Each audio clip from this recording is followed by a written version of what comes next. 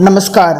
हम लोग हड़प्पा सभ्यता के बारे में पढ़ रहे थे और आज का वीडियो हम लोग हड़प्पा सभ्यता का आगे का जो हम लोग का प्रश्न बचा हुआ था आज हम लोग उसके बारे में देखेंगे। ये जो है इस चैप्टर का लास्ट वीडियो है। इसके बाद आपका जो है क्लास 12th का हिस्ट्री चैप्टर 1 हड़प्पा सभ्यता पूरा कंप्लीट हो जाएगा। तो चलिए हम लोग अपना क्वेश्चन देखते हैं। तो यहाँ पे सबसे पहला क्वेश्चन है हम लोग का, पुरातत्व से आप क्या समझते हैं? पुरातत्व हम लोग कहते किसको है? पुरातत्व का मतलब होता है कि पुरातत्व वह विज्ञान है जिसके माध्यम से हम क्या करते हैं, अतीत के बारे में जानते हैं। अतीत यानी जो काल बीत गया है। और कैसे जानते हैं हम लोग? पृथ्वी के भूगर्भ में जो सामग्री छुपा हुआ है उसको हम लोग खुदाई करके बाहर निकालते हैं और बाहर निकालने के बाद हम लोग क्या करते हैं, उसके बारे में जानकारी एकत्रित करते हैं। इसी को हम लोग कहते हैं पुरातत्व। पुरातत्व का हम लोग यहाँ डिफिनेशन लिखे हैं।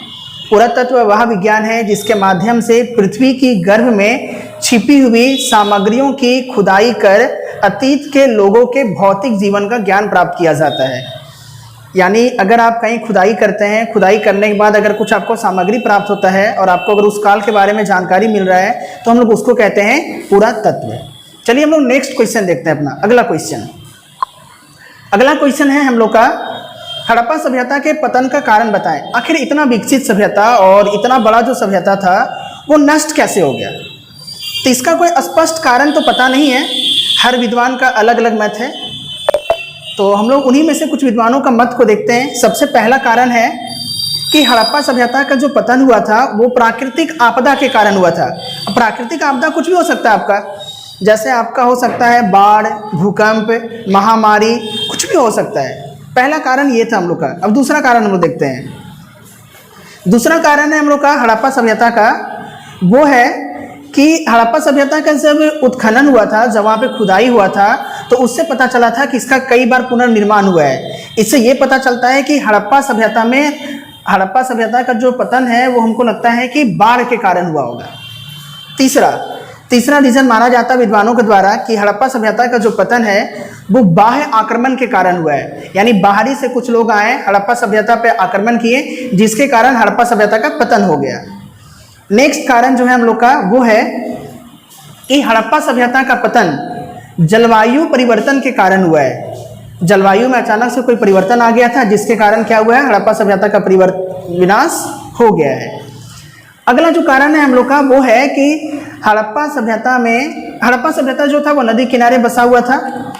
अगर नदियों का मार्ग में परिवर्तन हुआ होगा उसके कारण भी हो सकता है हड़प्पा सभ्यता का पतन हो गया होगा। तो ये सब टोटल 5 कारण थे।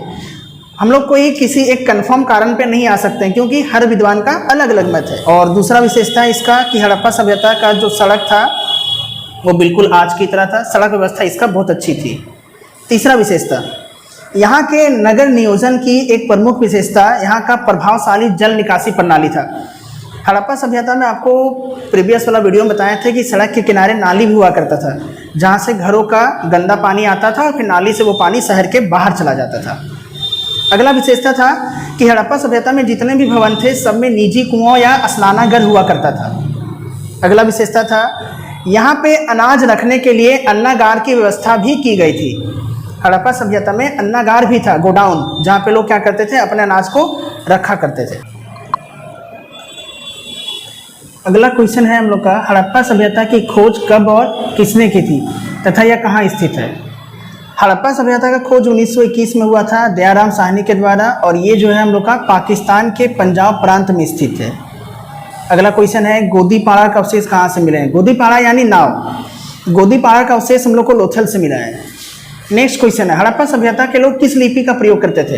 हड़प्पा सभ्यता के लोग जो था उनका लिपि चित्रात्मक था जिसको आज तक नहीं समझा जा सका है कि लोग किस भाषा में लिखते थे।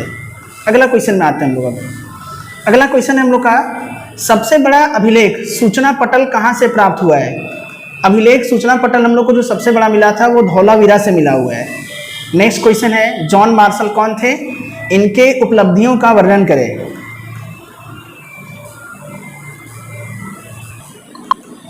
जॉन मार्शल भारतीय पुरातत्व सर्वेक्षण विभाग के डायरेक्टर थे।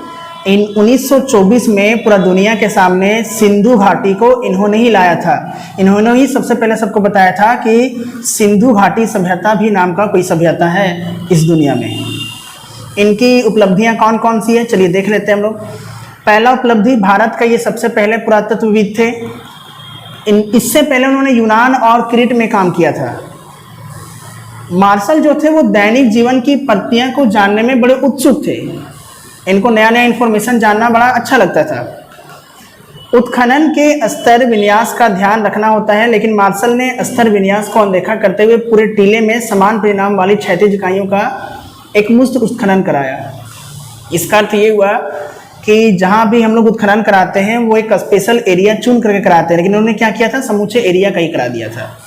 अगला प्रश्न है, हड़प्पा सभ्यता के लोगों को किस जानवर की जानकारी नहीं थी? घोड़ा के बारे में लोगों को नहीं पता था।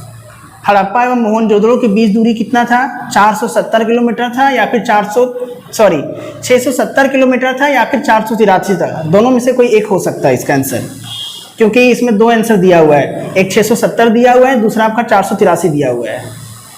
अगला क्वेश्चन है, हड़प्पा सभ्यता का काल बताएं।